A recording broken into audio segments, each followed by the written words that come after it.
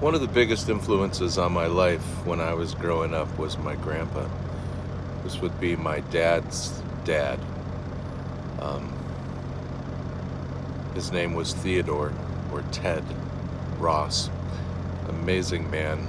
Uh, Left his home when he was 14 years old on a horse. Worked his way through the Dakotas and Montana, working for sheep herders and uh, ranch people, and ended up in northwest Montana, basically as a lumberjack. Very independent man. Along the way, became a man of faith. Anyway, he had sayings. Grandpa Ted had sayings. So one of his sayings, when he was hanging around us kids when we were young, he'd say, "So, do you walk to school or carry your lunch?" Obviously, kind of confusing question that seems sort of unrelated to each other. But obviously a question just to make you think. I can remember when we'd be out to eat, and a server or someone in the service industry would say, "Can I get you anything else?" And he would say, "Yeah, how about a nickel's worth of $5 bills?" Yeah, doesn't make sense, but it made people think, and it was conversational, and it was non-controversial for sure. And speaking of controversy, I remember one statement that came out of my youth, out of childhood, and I actually think probably a lot of us heard this, is like when you're starting a conversation with somebody you don't know, make sure you stay away from a couple of subjects, and that is religion and politics, because you might be starting off on a foot that in those very first statements you end the relationship. Fast forward to today. It almost seems like those are the statements we start out with today. Like we're fishing for whether or not the person that we're talking to is of the same political persuasion or religious persuasion as we are, so that we can end the relationship there, basically, is what often will happen. And I know things have gotten very controversial. A lot of times, even in families, people seem like they can't stay together if they're of different political or religious persuasions. And I find that just to be, and I would hope that you would agree with me, just so wrong, because there certainly is a lot more other things to life, and there certainly is a path toward relationship, that a relationship could exist even in the midst of political or religious differences. I found it very interesting that one of these new old political candidates, Robert Kennedy, that his wife and him don't think the same way. His family and him don't think the same way, and yet they're not getting a divorce. There's room, there's enough relationship there to hold them together, even though they don't think the same way. And how do we know but that might be something true for us as well?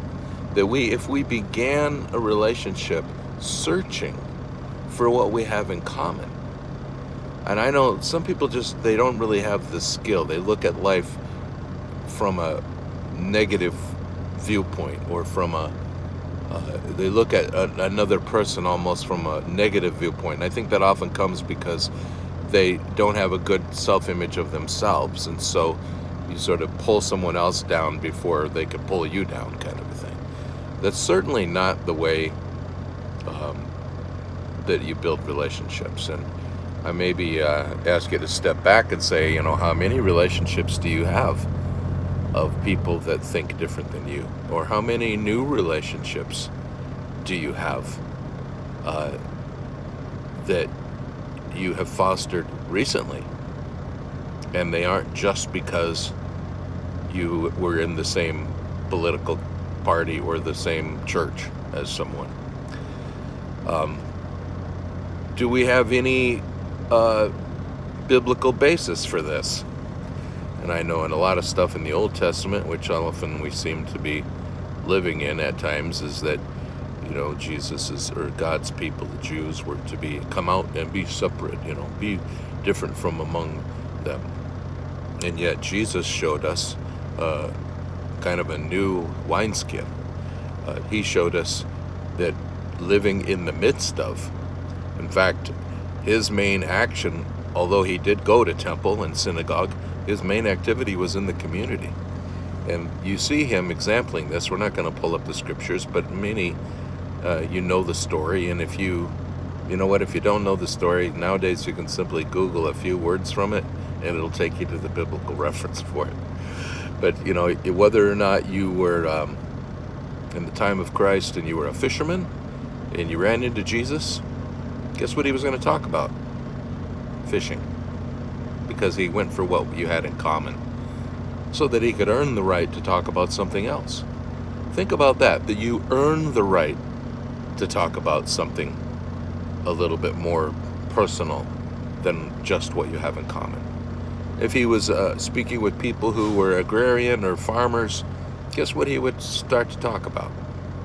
Talk about farming. Talk about wheat in the field. Talk about thistles. Talk about harvesting. Because that helped people to understand. They knew about that. And if he talked about something that was true in that area, then he earned the right to possibly talk beyond that. He talked about wine. Wine was a very common thing in that day. They made wine because often they didn't have pure water to drink. It was one of the main things they drank when they were together, was wine. And he talked about wine and wineskins, and in order to get to a spiritual conversation.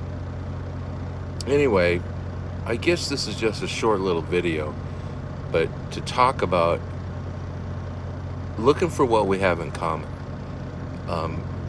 I feel like that we have almost lost, I realize this in myself, I was losing hope in ever being able to change anybody's mind about anything. And some of these things I'm very passionate about. I feel like they're life and death. I feel like they're heaven and hell. I feel like they're health and unhealth. And so I want to enter into them with great passion. And in so doing, often all we do is alienate one another. How about if that maybe is the wrong goal? What if the proper goal would be that we would have a goal of relationship? That we would have a goal that, knowing that maybe our personality and our faith is strong enough that it's not going to go down the tubes if we get to know somebody who thinks different than us. And if it does, then maybe we need to change.